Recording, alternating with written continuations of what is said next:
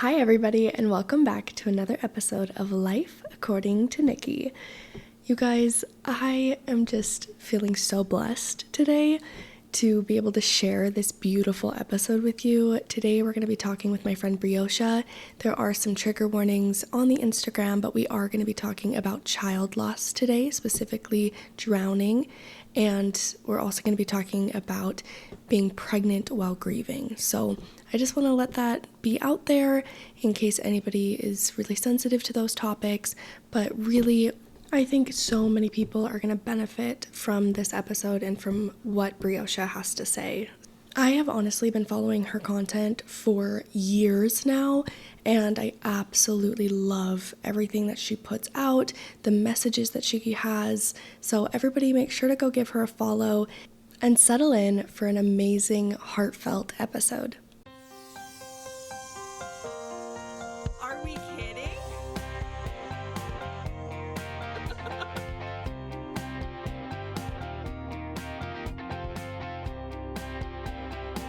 Oh my gosh, I love that. I'm so excited. I really am. Aw, me too. Thanks for asking. Thank you so much for being willing. I've listened to your other podcast episodes. Really? Oh, yeah. Are you kidding me? Bawled my eyes out. It was so Aw. beautiful. Aw, thank you. So, everybody, this is Brie Ocea. Hello. Brie Ocea and I, we have known each other for quite a few years now. We were definitely friends in high school. We would hang out in, was it the choir room during lunch? Yes. There was like a little group of us. And Maddie was there too. Yes. And she hated the choir room. She was Really? like, oh, yeah. She'd be like, this is so lame of us to be sitting in here. It was a little bit lame. Oh, for sure. I never claimed not to be lame in high school. Hey, it's okay. It's okay. But then we evolved and we moved to the sewing room. Oh, good. I didn't join you guys in the sewing room. No. And then eventually we made it out to the cafeteria. Yes. But I don't know. I kind of liked the quieter vibes. It was a little too rowdy for me out there. Yeah. Hey, makes sense. It was a little too much competition for my own voice to be heard. You know what I mean? Because I'm an attention whore.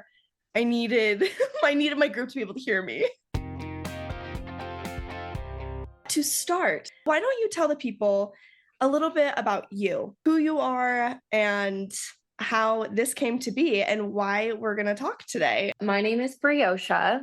I am 27 years old. I lost my child, Romeo. He was 2.5 on July 1st of 2022. So this was 2 years ago. I have a daughter now. Her name is Amara, and she's 18 months. And yeah, life has been really crazy and really hard.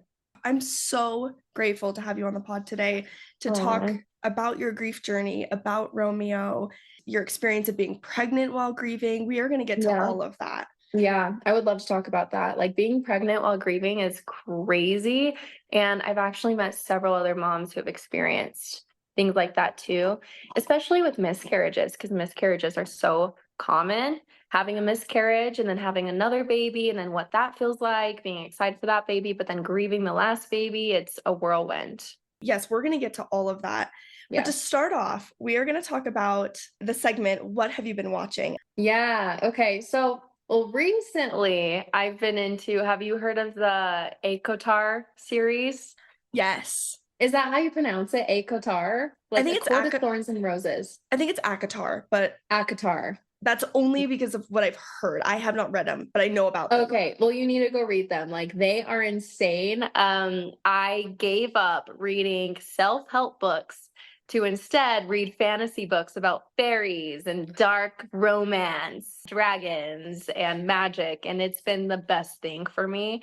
Why I want to touch on that is, especially after my loss, like, I tried to hit it hard within the grief self-help and went into grief self-help books. Before that was just self-help. So like, I've been into the whole self-help thing for years, and it was helpful, but it just honestly made me like more sad.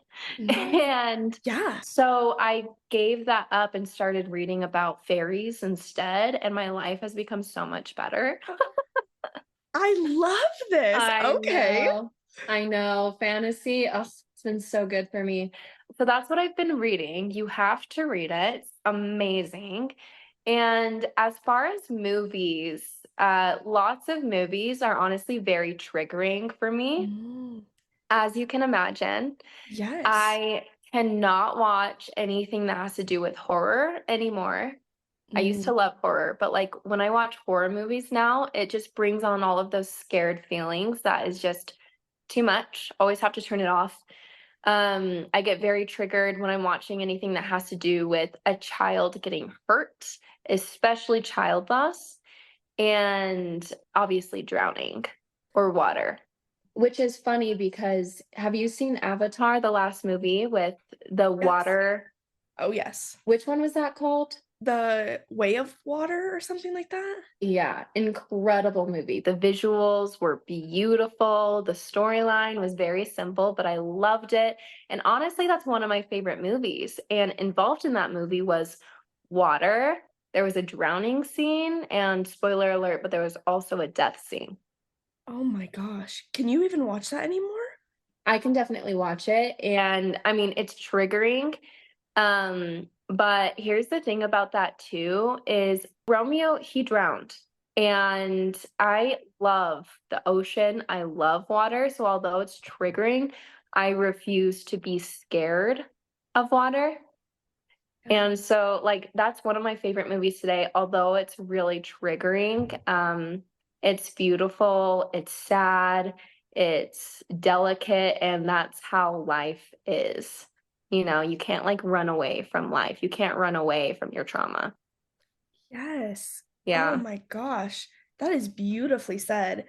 And I think it is interesting, like after you go through an experience, especially the loss of, for you, a child, for me, it was my friends, Yeah. the way that it changed how I view just like media in general, like the things that were never triggering before, but then all of a Mhm. sudden were really triggering. I was like, Mhm. oh, things that never made me cry before, they'll make me sob now. Oh yeah. Oh yeah. It's way more important now, right?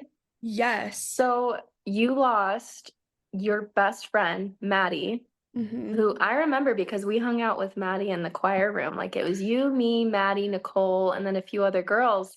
Hmm. And you lost her in a car accident, right? Yes, both her and then my other friend Jake, they were both in a car together and they were hit by a semi and were Oh both my killed gosh. a week Oh, before Christmas. oh my gosh. And how long ago was this? That was 2020, so it's been 4 years. This will be 4 years this year. I remember that happening and I was like shook to my core. So since that, I'm gonna ask you, do you get triggered when you see when you're watching movies and there's car accidents or you hear of car accidents? Oh, yes. I would say it was a lot stronger about 2 years ago. I mean, Mhm. when I drove next to a semi for the first probably 2 years, anytime I would see Oh my semis, like gosh. that was really hard. The first snowstorm of every winter, so far, 3 years in a row, I have had like a complete mental breakdown at the first snowstorm because that's the day it happened. It was the Oh, so it first, was during a snowstorm. yeah, it was the first like big snowstorm of winter. And so now when it snows, and especially if I have to drive when it's snowing, oh, I am a nervous wreck. And I've never been that way. Like I've never been a nervous driver. I've been a really confident driver in the winter, all this stuff.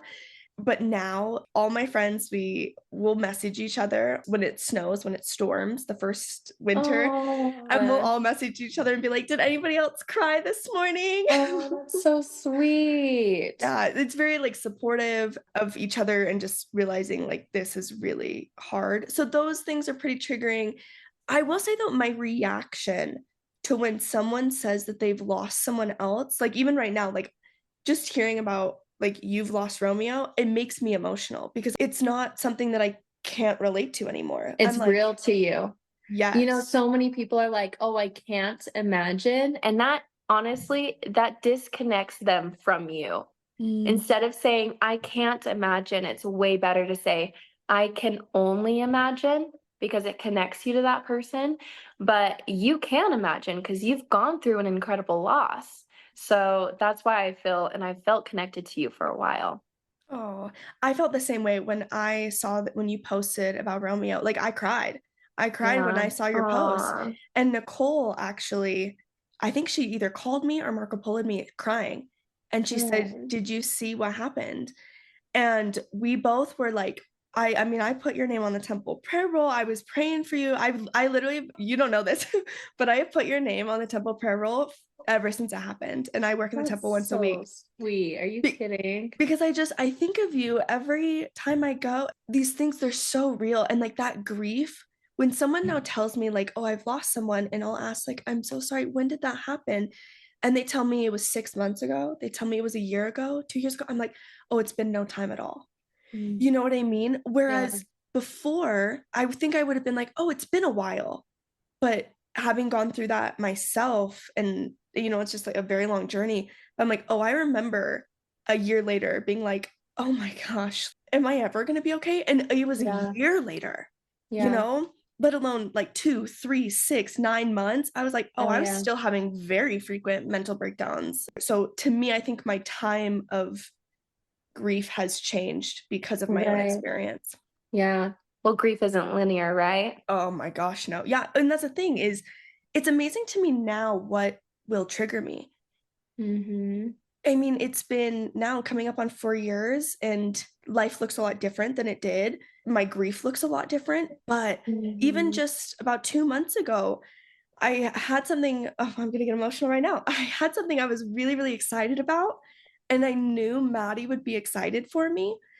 And I was like, "Oh my gosh, I wanna call her right now." Like, I want to jump up and down and scream with her and just be so excited. Like, she would be so pumped for me right now. Oh. And so I sent her a Marco Polo. That's something that I do, is Oh, I still have our Marco Polo chat, and I oh, disconnected it good. from her number.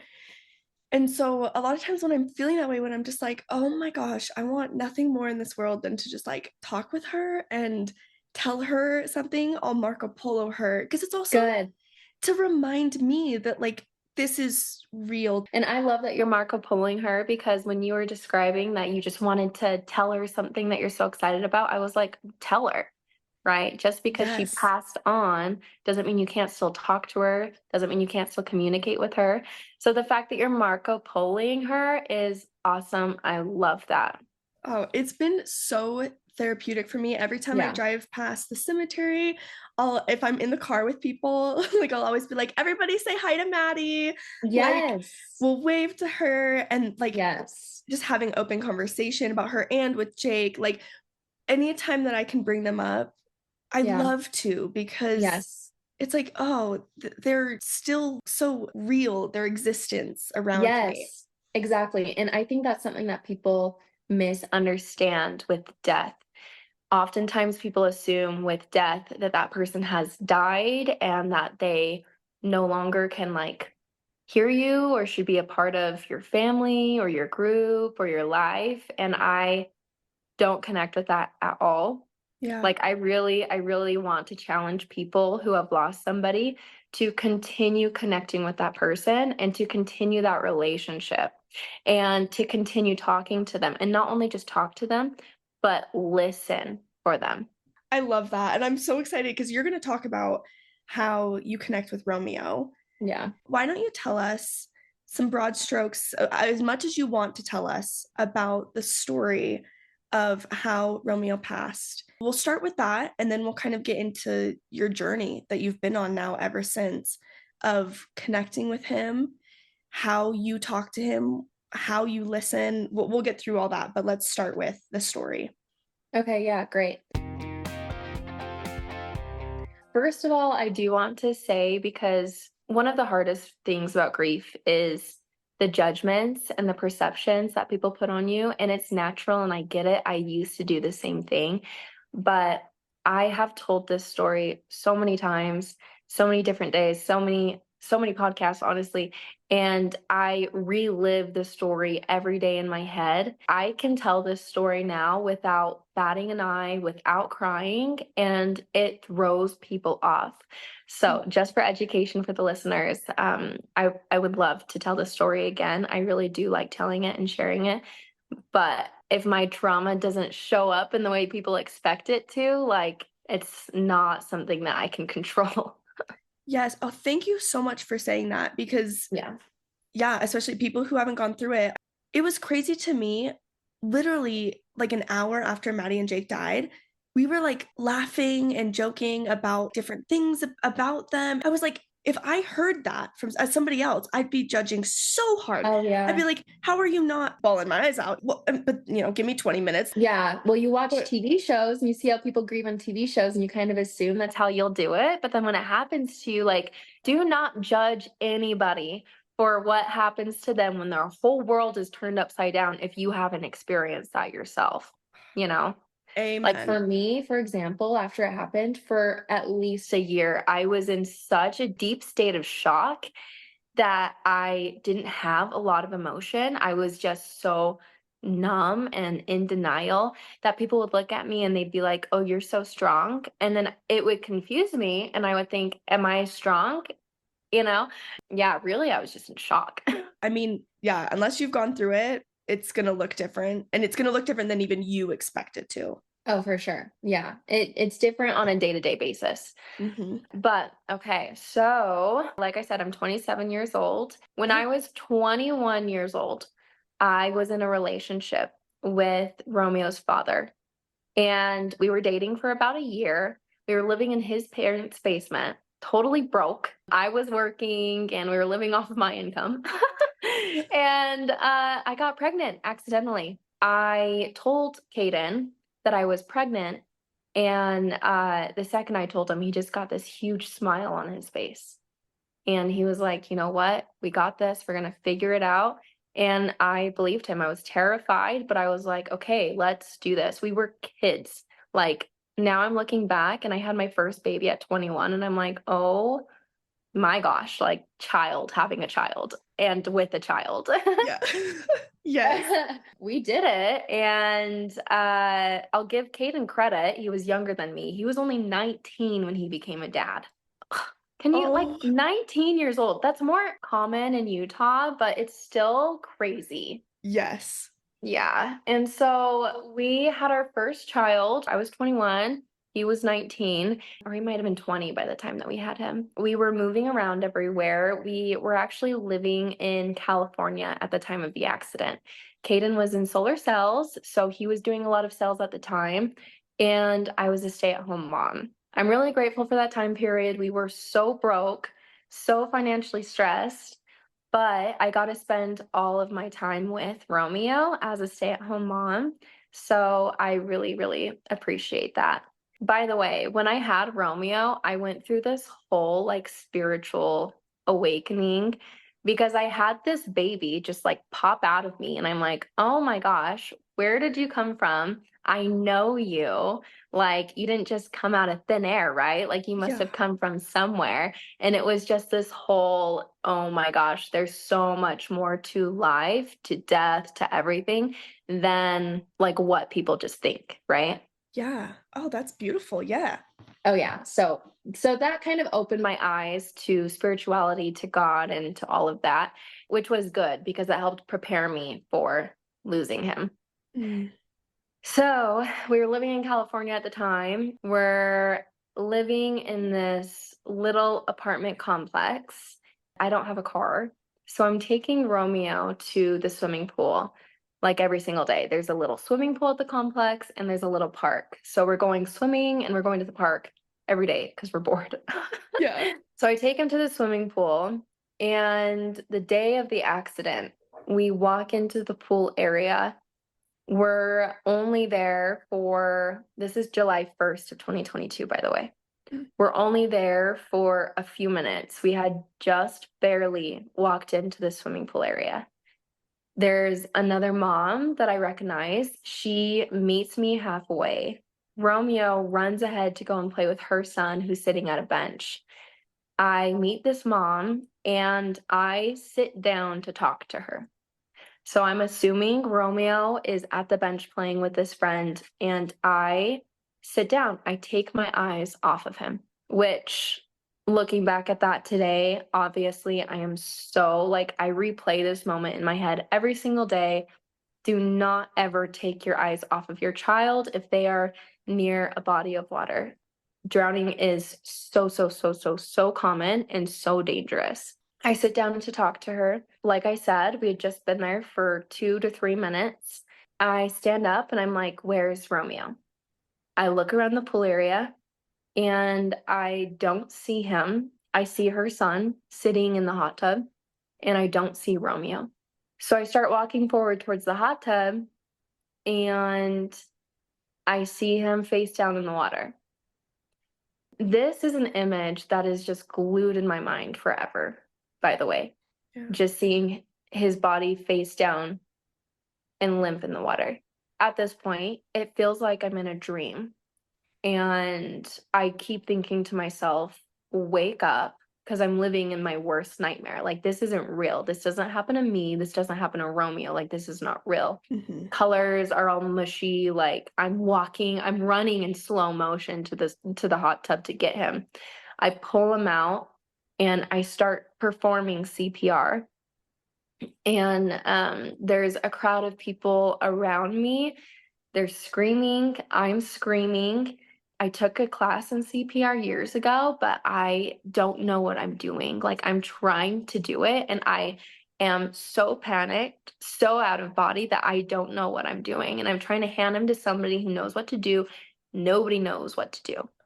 Somebody takes them, they start trying to do CPR. They don't know what they're doing. People are calling an ambulance, and Romeo at this point he's not, like, his body is still alive, but I can tell he's not gonna make it. He's not in there. We go to the first hospital. There's doctors working around him. The lights are flickering on and off, and I'm still at this point so in shock, so in a dream, and I'm not connecting to what's happening. Like, I'm not crying, I'm not screaming, I am numb out of body. Yeah. And somebody hands me a phone, and on the other end, it's Caden, Romeo's dad. So I answer, and he asks me, because somebody had told him, if Romeo drowned, and I say yes. His scream on the other end of the phone, I also will always have that imprinted in my head. It's the worst sound I've ever heard. Romeo ends up getting life flighted from this first hospital to a bigger hospital in Sacramento, California.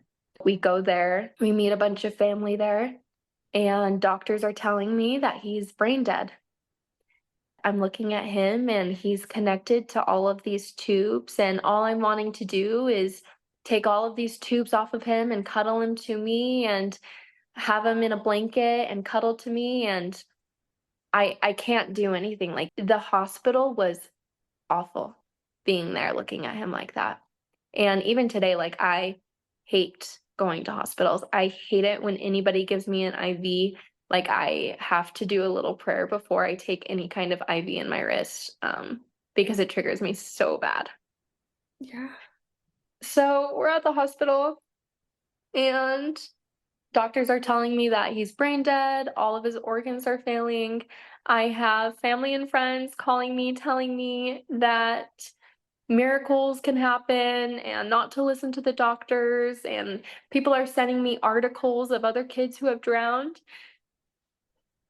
And I'm just like, I don't know what to do. So he drowned on July 1st, and 3 days later, on July 4th, I didn't know what to do. I would look at him, and in my heart, I knew that I was done, and I knew there was no way he could come back. But I wanted to keep trying. And somebody got me in contact actually with a medium. And we talked to a medium. It was my first experience ever talking to a psychic on the phone in the hospital. And she connected to Romeo for us through the phone. She had details about him that nobody else knew. And it was just so, like, I don't think everybody needs to do this, but from my experience, just knowing that he still existed, knowing that he wasn't only permanently tied to his body, like he still existed outside of that body. And she had said that he was just ready to let the body go and didn't connect to it anymore. It made it so much easier for me as a mother to be like, okay, let's let him go then. And so on July 4th, we turned off the machines on his body, and there were fireworks that night. To me now, every year with fireworks resemble his new life and resemble his excitement for his new life. Oh, wow. Whew.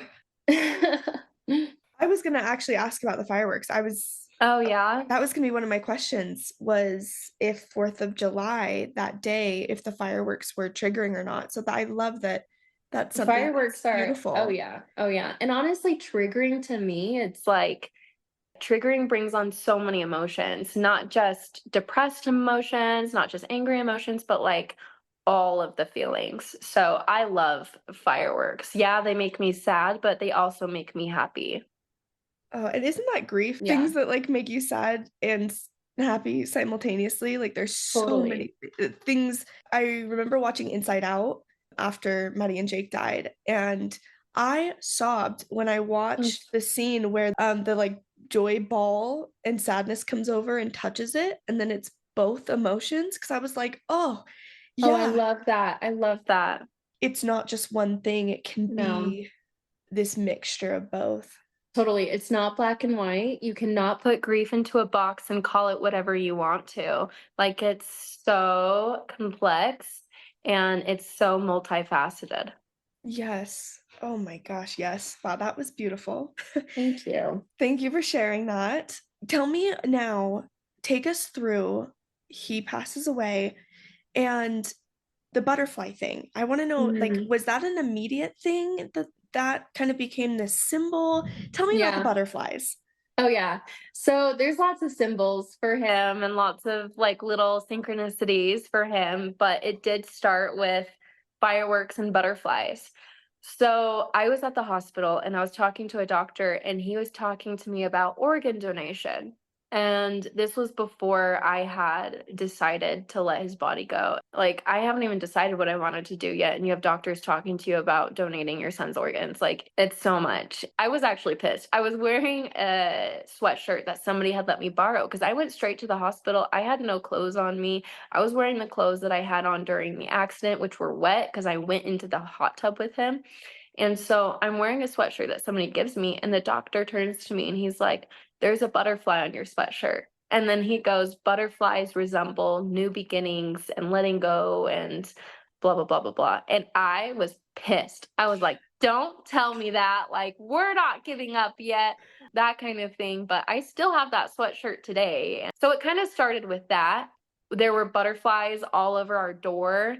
And I did later on connect with the whole butterfly metaphor of letting go and becoming anew. And that's what he is to me. He's my little butterfly because he was in the cocoon of life. And just because he left that cocoon doesn't mean he's gone. He's a butterfly in his new life, right? He's like, his wings are out and he's flying. And so truly alive and truly him. I honestly believe he's more alive than any of us here are. And as well, when I was looking through photos of him, we were trying to decide where to have his celebration of life. Instead of a funeral, we did a celebration of life for him. And we decided to do it at Thanksgiving Point, and it was beautiful. It was so supposed to be there. He actually had we took him to Thanksgiving Point to go to the Butterfly Museum a few months before the accident. So some of our last like good photos of him are of him holding a blue butterfly. I used to have this blue butterfly shirt that he loved, probably because it was a tube top and he loved playing with my Love it. and there was a blue butterfly on it. And I have so many photos of like me holding him with a blue butterfly on my shirt at Thanksgiving Point, where we had his celebration of life and where his last photos of him were holding a butterfly.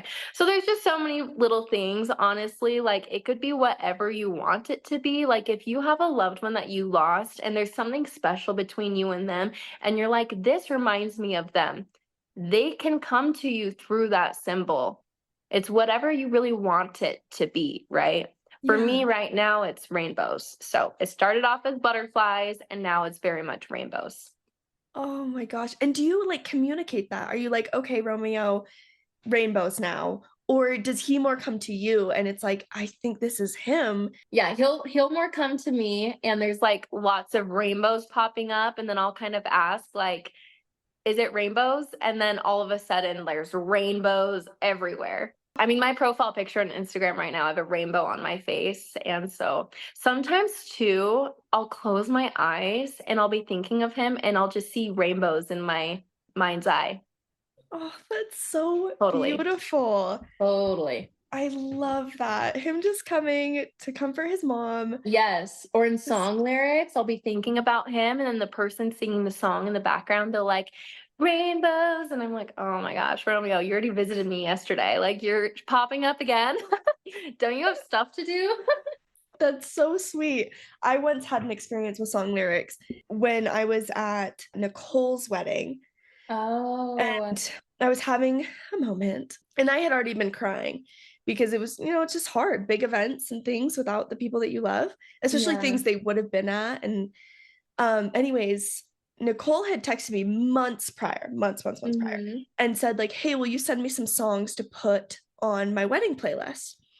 And I sent her a bunch of songs, and one of them I sent because it was a song that Maddie had sent me. It had nothing to do with weddings. It was probably like not wedding appropriate because Aw.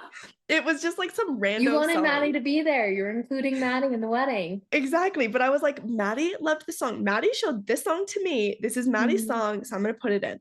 So, Yes. anyways, her sister walks through the door. I'm hugging her sister and we're both crying. And actually, someone in the wedding, they actually took a photo. We both didn't know. And it's one of my favorite photos to this day. And it's both like Abby and I holding each other crying. And Abby had said, I wasn't planning on coming, but she was like, Maddie told me I have to come for the both of us. And I was like, thank you so much. Like, I needed this. And then in the background, all of a sudden, like, it comes over me what song is playing.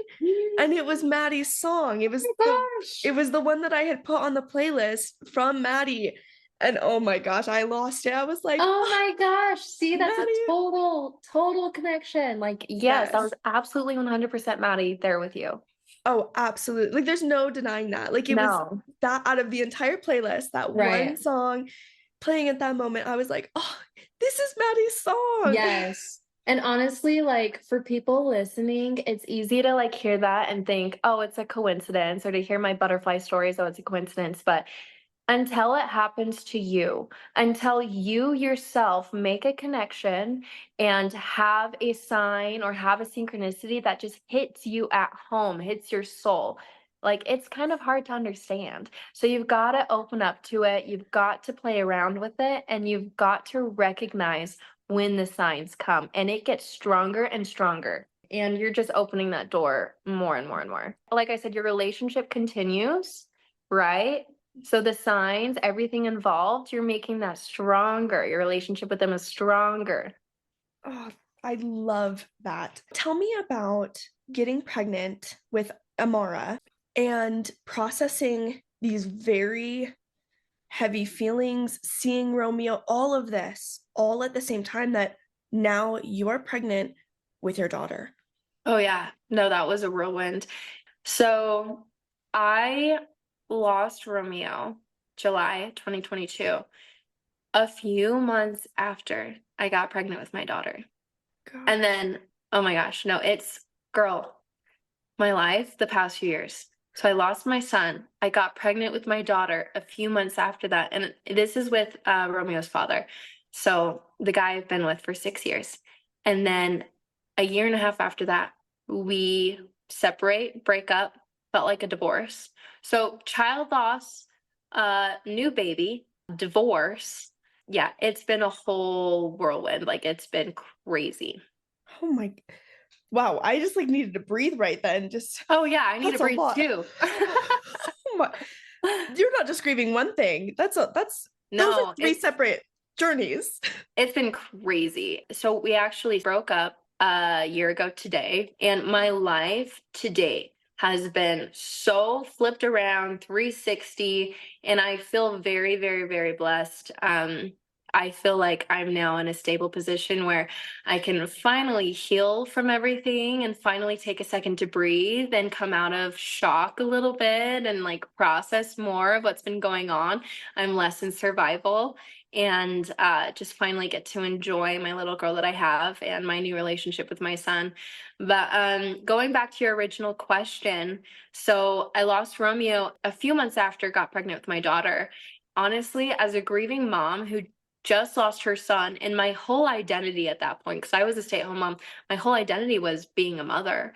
People always say, "Oh, I can't imagine." And I'm like, "Well, yeah, me too." Like, I also could not imagine. And I could not imagine not being a mother anymore. Like, I lost my son, but I also lost myself. Caden, my partner that I was with, he suggested, he was like, let's have another baby. And it had only been a few months after. And I also, the amount of guilt I feel at losing my son, it was on my watch. Like, it was an accident that was on my watch that did not have to happen. The amount of guilt I feel over losing him, and I feel for Caden. Like, he also lost his son. Like, I took away his son and his parents. Like, I took away their grandkid, my parents. I felt at that point like it was my duty to give everybody another child. I mean, I'm so glad I did, but like, holy cow. Holy cow. So Yeah. So, yeah, we decided at that point to start trying, and after literally like 1 or 2 times of trying, I get pregnant with my daughter. Wow. Yeah. How was that? Because I know you had So, the dream as well. yes. Sorry, I'm skipping ahead. Oh, no, you're good. I forgot to tell that part, Oh, but you're yeah, fine. I'm so just obsessed with you and all of your content. So oh, I you're have been so following this sweet. story. You're so sweet. Yeah, yeah. So I get lots of signs from Romeo.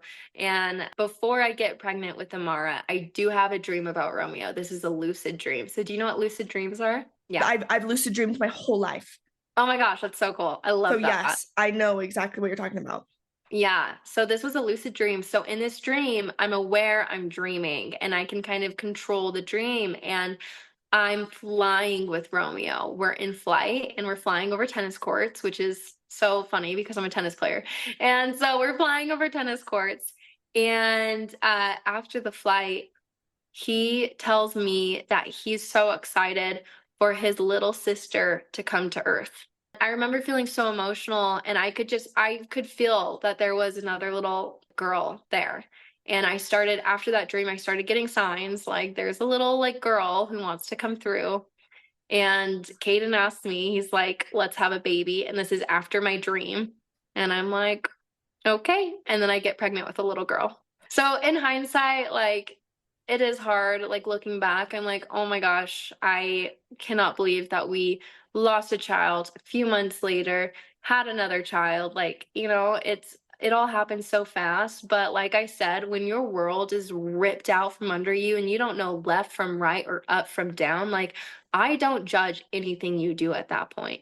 And honestly, like, I am so grateful for my daughter, and she's healed so much for me. And yes, it's been so freaking hard, but she gives me will every single day to keep going. Mm. And how cool is it too that I have this little girl who is Romeo's whole sibling? Like, I'm not going to have other babies that will be Romeo's whole sibling, you know? Like, I have this little girl and she looks so much like him. She has his mannerisms.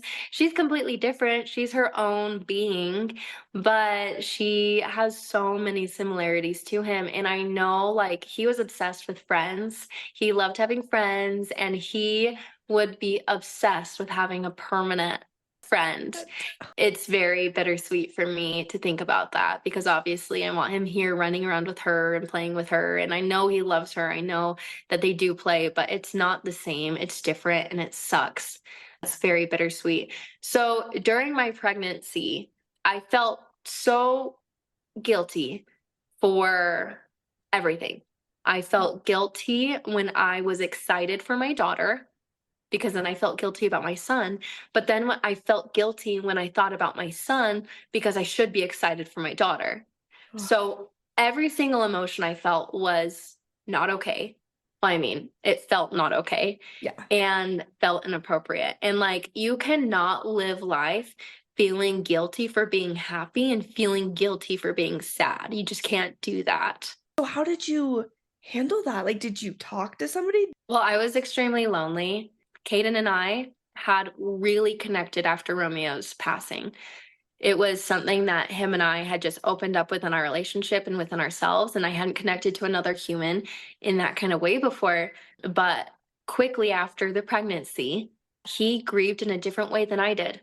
He shut down. He turned into a machine, started just throwing himself into work, which I appreciated because I was pregnant and appreciated the stability with him being in work. And I can't really blame him for how he grieves. But at the same point, I was so freaking lonely. I had just lost my child and I'm pregnant with another child, and I don't have a partner to be there for me or to talk to or to grieve with me, because it almost was like I wanted to talk about Romeo and he didn't.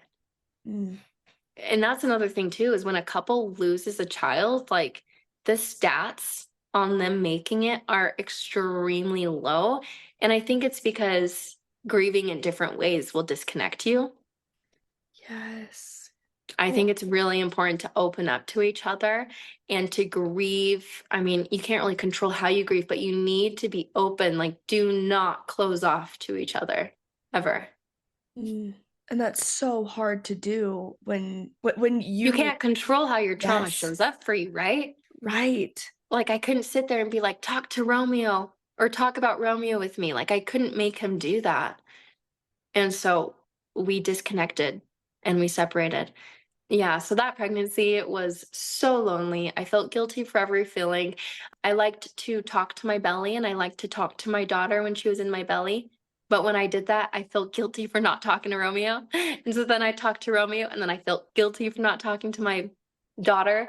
So it was just a whirlwind of emotions and all of that. But honestly, I feel like Romeo has been a constant for me during this whole thing. And I really feel that Romeo helped me finally leave my relationship. Honestly, we broke up on Romeo's fourth birthday. And that was not planned, by the way. Like I knew that I was like close to breaking up with him, but I was not like, I'm gonna break up with him on Romeo's birthday. And then on his birthday, it just happened, and it was very like, this needs to happen. And a blue monarch butterfly followed me home that day on my bike right after we broke up. And I was like, okay, like obviously Romeo helped me do that. And I feel as well that Romeo helped bring my relationship that I'm in now. And I feel like this guy I'm with was handpicked by my angel son. And today, my life is so different. And I don't want to say better because I miss Romeo so much, but he's still a part of that. So my life is so fulfilled and stable and healthy, and I can breathe now. And I'm very, very, very thankful to Romeo for that. I love that he's just been here for you this I know. whole time. I know. This little sweetheart. We've talked a little bit about this journey. I kind of want to ask you this question about how you find peace in your life now. With everything that's happened to you, that's a lot for one person to go through. Oh yeah. No, it's a lot. I mean, ways I find peace are I know that Romeo still exists. So if I were to ever think that he died and within his death he has non-existence, that would kill me. I Mm, don't think I could live through that. And so understanding he still exists, he's still alive in some way, shape, or form, and our relationship continues, and he's thriving on the other side. So can I. He wants to see me happy. And so, although like I am still so devastated and feel all of the emotions, I don't let myself go there. mm. Yes. I stay in hope and I stay in comfort knowing that he is thriving and he wants to see me thrive. And that's also what my daughter deserves as well. Speaking of your daughter, how do you speak to Amara about Romeo? Like, tell me kind of about that. Yeah, so she's only 18 months old, but we have photos of Romeo up in the house and we have butterflies in the house and all of that. So before bed every night, or not every night, but when I remember to, we'll have her say good night to his picture and give his picture a little kiss. We'll do that in the mornings as well. And I'll do like little prayers at night and I'll mention Romeo. And honestly, she's so cute. She sees his photo and she like gravitates to it. It's almost like she recognizes him. And I mean, I think she does. So I think she has a relationship with him. But moving forward, like I've been practicing inviting Romeo into our home, inviting him into our space. When we have a family event or family activity, I'll do a little prayer in front of everyone there and invite Romeo in. And I'm going to continue practicing that with Amara, letting her know that he's her angel and he's still a part of our family and he's still her brother. And I want him to be a constant in her life. That is absolutely beautiful. Does your family support that? Like, does your family do this as well? How has their support been throughout this whole experience? Yeah, so it's been really difficult. They've been so supportive, but it's really hard for them too. Like they're also grieving this child, and so they're there for me, but then they're also grieving, and it's so yeah, it's just very sensitive. So I can't push my practices onto them, but I definitely like let them know what I do and let them know what helps me. I think this is something too. My boyfriend and I had just moved into a home together. So when we host family parties, we'll invite everyone to do a little prayer about Romeo with us and that kind of thing. So it's something new that we're kind of starting in a tradition, and I'm excited to see how it picks up. Oh, I love that. And I love that your boyfriend now is just really embraced this whole thing. Oh, girl, it's crazy. I told you Romeo brought me my boyfriend. Yeah. Well, I'm not kidding. So, guess how me and my boyfriend met? Did you meet at some sort of butterfly, like something butterfly or rainbow related? Oh, crazier. So, I'm going to give you all the details. I don't give everyone the details, by the way. But do you know what ayahuasca is? That sounds so familiar. Is it a drug? It's a it's a plant medicine. So, yes. Yes. Yes, yes, yes. In short answer, yes. Wait a second. I know what this is because there's a facility that I know of that like does treatments and stuff. It's like super good and like transformative for people. Oh, yeah. Yes. This is something that I don't tell a lot of people, but I'm starting to open up on it more because me and my boyfriend are getting more serious within our relationship and he's the one. So so basically, this is 1 month after I physically leave Caden, Romeo's father. Emotionally, we had already been separated for a year. We had been living in separate bedrooms, all of that. And then finally, I have a 9-month-old baby. I have no job. I have like no income, no way of finances, and no plan except of I need to leave. So I do. I leave with a 9-month-old baby. I stay at my friend's house in her basement. And a month later, like I meet this man. You close one door, another door opens. Yeah. Somebody actually listens to one of my podcasts. She pays for me to go to Colombia and go do this ayahuasca retreat for healing. And she's thinking it'll help me heal my relationship with Romeo and my trauma with losing him and all of that. And I feel so pulled to go. Like I'm literally paid for to go. Yes. And I'm like, okay, I'm going to Colombia to go do this ayahuasca retreat with this tribe in the mountains and a shaman. And oh, it was wild. So a group of people from Utah. And so this is where I meet my soulmate. You shut up. No, we're there in Colombia for this ayahuasca retreat for a whole week. And I meet this guy, and he is the most like spiritual, like so down to earth, so sweet. guy, like just honestly one of the best men I've ever met in my life. And he went because he was pulled by synchronicities. He was like, I've been so pulled to come, like I know I have to be there, so what the heck? Like I'm that's why I'm doing this. He should probably be the one to tell this, but he's telling people now, so I'll just tell it. But during his first ceremony, so we had 3 ceremonies, and during these ceremonies, you take the ayahuasca cups and you're given these cups by a shaman, and it's like an 8-hour experience each night. Yeah, like you sit there, you have visions, you have these really, really, really intense experiences with God, with spirit, with all of that. And I'm there and I'm wanting to connect to Romeo. I'm like, I want to talk to Romeo, I want to connect with him, all of that. I had a very small experience with Romeo. My experience was very short because I actually started my period, and apparently you cannot partake of the medicine if you start your period. So I was meant to go on that trip, but not to partake the medicine. It was to meet Connor. During Connor's first ceremony, Romeo comes to him. Okay. Like it was like so sure. Like it was, Romeo goes, hey, I'm Romeo. I'm the reason you're here. I've been pulling the strings in your life for the past few months. I'm here to help heal my mom and dad. And then he like leaves. I just got full body chills. Oh my gosh. Oh, it's wild. And guess who else was there? Who? Hayden. Hayden was there too. My No, ex. did you know he was going to be there? Yes, it all happened how it was supposed to happen. Like it was crazy. So Hayden was there because he was also kind of paid for to go, and I was sponsored to go, and we were broken up. But honestly, I just wanted, like, I cared about his healing because he was the father of Amara, blah, blah, blah, blah, blah, blah, blah.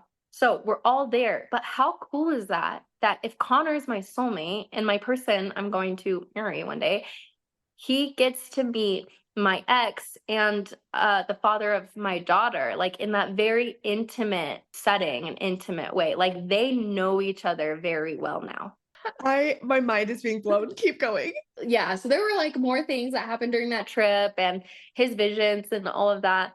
Connor and I had an instant connection, but we didn't take it further because Caden was there and out of respect and all of that. But the second we got home, we took steps forward. But it's so crazy today because I know my son brought, like, I feel like this man was handpicked by my son, and he is so good to me and so great for me, and we're such a good match. And I'm just so thankful that not only do I have this man in my life, but also this man has a relationship with my son. Like he's met him, he knows him, and he continues that relationship today. Like we talk about Romeo all the time. Oh, I'm like getting emotional. That's so Oh, sweet. it's crazy. It's crazy. Like it's insane. I feel like a crazy person saying this, but it's real. No, I want you to know, full believer on this side of Cool. the call, because Cool.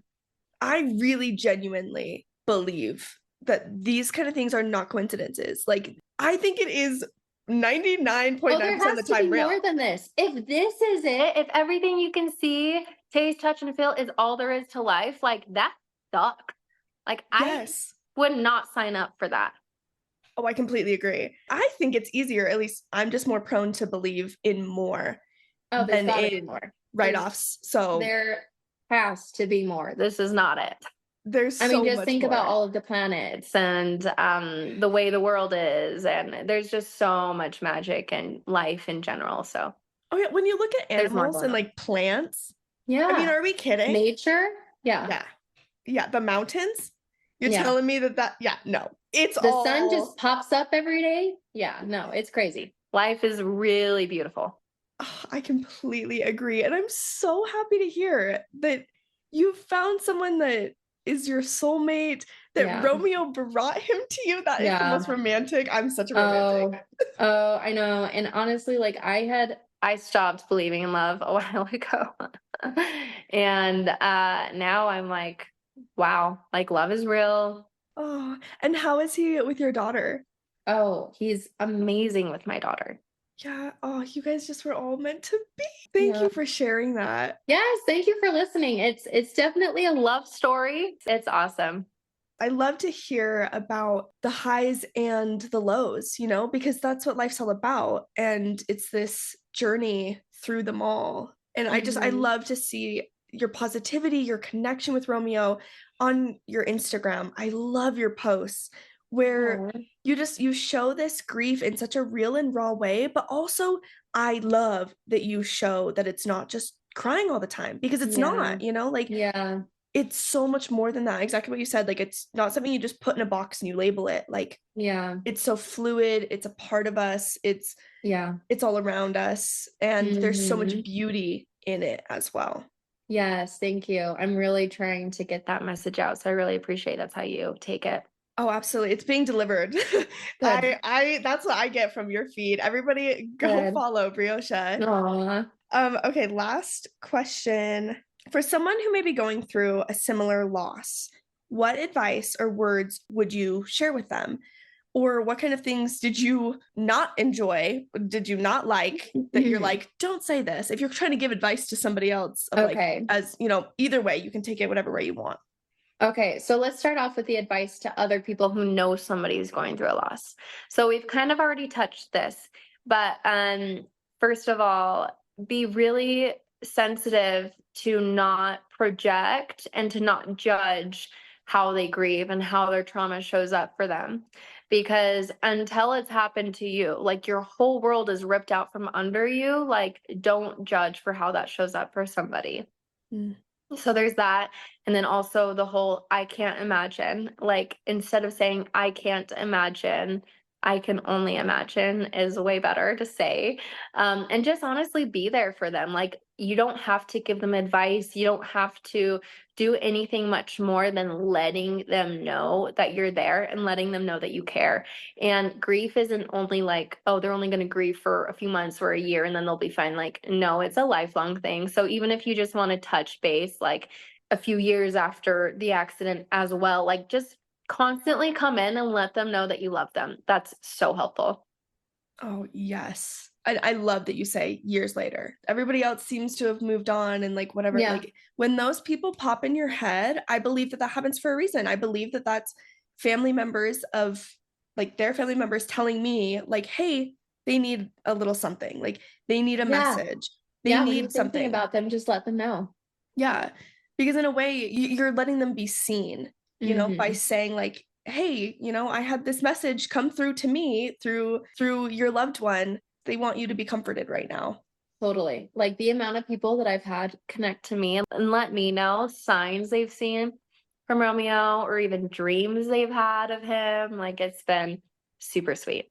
And That's then the advice I'd give to somebody who just lost someone, mm, I would challenge them to be open to that relationship continuing and not having an end. Like, continue that relationship with them, be open to communicating with them, and be open to signs from them. That relationship just isn't over. I think that is a beautiful place to end this segment. Thank you so much again for being willing Yeah. to share that. I mean, I think it's just so helpful for other people to hear your story, to hear Romeo's story, and hopefully they can get something for their own lives or for maybe someone that they know that's going through a loss, that we can all just kind of be uplifted together. Yeah, totally. And I love that. And I really do like one of the best things for me has been connecting to other people who are also grieving or have lost somebody or that kind of thing. So community is so important, and that's why I share my story. And it also helps me connect to my own grief as well. I have always found connection in sharing. I know that's not everybody's path of grief, but Yeah, I definitely I yeah, took me that too. one as well. Mhm. Okay, in our last 10 minutes here, do you have any hills that you'll die on? Sorry, we're really switching gears. But Oh, okay. this is a segment, it's like a fan favorite. My listeners, they'll like message me about it. Everyone loves to hear what hills people will die on and things they just feel so passionately about. So we would love to hear, what Yeah. things do you feel really passionately about? The hill that I will die on is although life is hard, although there's tragedy everywhere, there's war, there's people dying, there's child loss, like there's so many terrible things that happen in the world. Like the hill I will die on is the higher power, the universe, God is good. is a loving God, like is there for us, is supporting us. And I can't tell you why I lost my son and why like God is okay with me losing my son and why there's terrible things happening, but I do know that he loves us and I do know we are supported and I do know like there is good and humans in the world inside, we are good. That is the most beautiful one that we have had yet. Absolutely. That is the perfect hill to die on. I will Aw. climb up there with you, and I Yeah. completely agree. I think that good can be seen, Yeah. even, that whole like light can be seen even in the darkest of Yes, times. light can be seen through the darkness. And I honestly think that's one of the things that we're here to help show the rest of the universe and to help show God like life can be very dark, but we are here to prove there is lightness through the dark. Thank you for that. Yeah. Oh, this has been so great. Is there anything else that we missed? Any questions that you wanted to answer? Because this has just been amazing on my end. No, I think this was great. I feel like I love how casual this was. It was really fun to Yes. get into stuff with you that I haven't even talked to other people about. So, yeah, no, this was awesome. Oh, I'm so excited that I get a little something that's not on the other podcasts. Yeah. The love story. There you go. There's my little love story. If you don't mind, if people are interested in that ayahuasca retreat or whatever it is, I would love to like post information about it if they have like an Instagram or something. Oh, yeah. Okay. So Rhythmia is very popular. Mine was not Rhythmia. Mine was, I'm having a brain fart right now. Oh, you can just send it to me. I'll just post it on the Okay. gram. Okay. I'll send it to you. But Okay. yeah, I am a big believer of plant medicine, and it's been a huge component of my healing journey. And now we have the tip, do not go when you're on your period. Yes. Unless you're meant to meet your soulmate. I mean, obviously if you're going for another reason, but This is crazy is I knew beforehand that if you start your period, because they warned us, like you cannot partake of the medicine. I knew that going in and I had had a baby. So I hadn't had my period for a year and a half. So I'm like, oh, I'm fine. I'm good. I'm meant to be there. And yes, I was meant to be there, but no, I was not meant to partake of the medicine. that was your first period after a year and a half on Yeah. that. What are the odds? What are the odds? So I got to do one ceremony and then I had my period after that first ceremony. And the only thing I got from that one ceremony. So like I told you, I didn't believe in true love anymore. Like I didn't really even believe in marriage, that kind of thing. And it's Yeah. because I had been so hurt in love in the past. And so in my ceremony, the one like vision or thing that I got this super deep feeling that brought me to my knees of true love, of true partnership, of companionship. Like I felt my husband and I kept asking, who is it? They wouldn't tell me who, but I felt him and I knew he had my back. I knew I had his back. And it was this ultimate feeling of commitment and just like pure love.